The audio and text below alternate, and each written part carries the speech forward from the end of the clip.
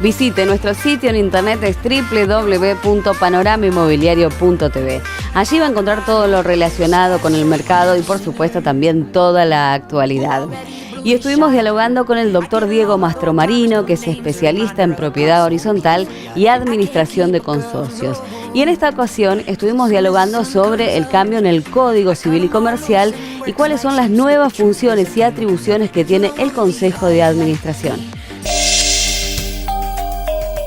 Doctor, en esta oportunidad queríamos saber, a raíz del nuevo Código Civil, cuáles son los cambios sustanciales que han notado en la vida consorcial.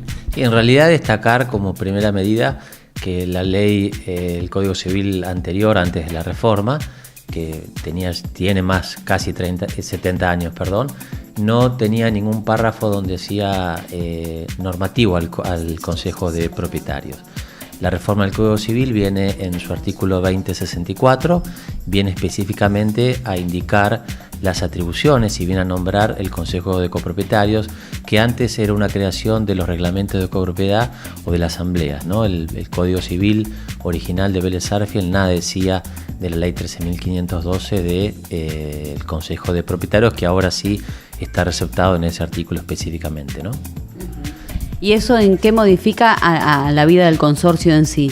Bueno, en realidad le da atribuciones específicas al Consejo de Propietarios, muy importante, básicamente las dos o tres más importantes, que le da la posibilidad de convocar a asamblea y fijar el orden del día en el caso que el administrador esté renuente a hacerlo o omita su convocatoria.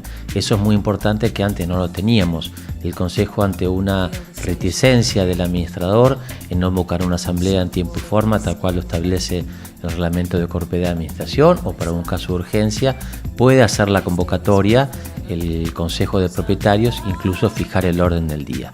Otra cuestión también importante que recepta la reforma es que puede hacer lo que es la revisión de cuentas del administrador, lo que tendría que haber estado establecido a mi nombre, haber puesto con mayor precisión. Solamente dice que puede hacer el control de las cuentas del consorcio. Hubiera estado interesante en ese párrafo poner tiempos, bimestral o trimestral o mensuales, y de qué forma hacer esas auditorías.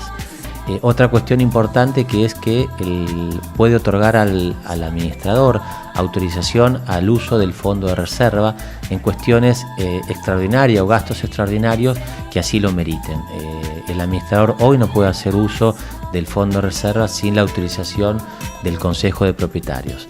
Lo que nosotros aconsejamos en ese caso es que, previa reunión con el administrador entregue al Consejo de Propietarios en forma fundada y específica los motivos para el cual quiera hacer uso de ese fondo de reserva, con los presupuestos a la vista, y la respuesta del Consejo de Propietarios, si en caso afirmativa o negativa, también por escrito.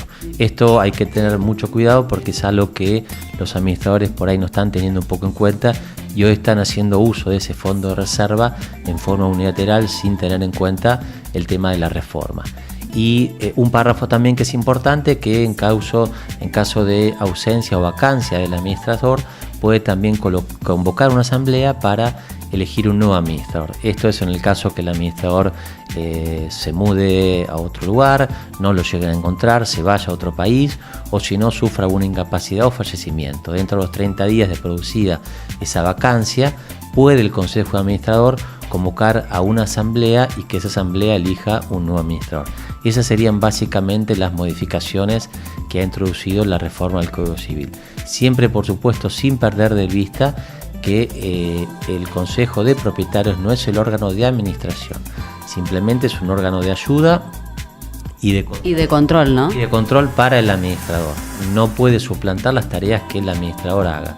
Simplemente es de contralor y de ayuda con estas facultades, la cual se le agrega una facultad importante, que es que al momento de la presentación de un juicio por expensas, antes normalmente el certificado de expensas era un certificado de deuda que se expedía al administrador con la firma del administrador, que eso era título ejecutivo, lo presentaba en el expediente y eso hacía título ejecutivo y se podía llegar adelante esa ejecución.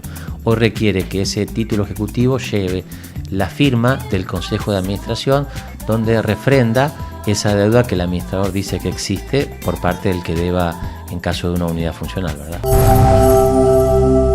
Administración de Consorcios y Barrios Privados, Mastromarino y Asociados. Urgencias 24 horas. Inspectores de consorcio con visitas diarias al edificio. Seguimiento en la ejecución de los trabajos y garantía.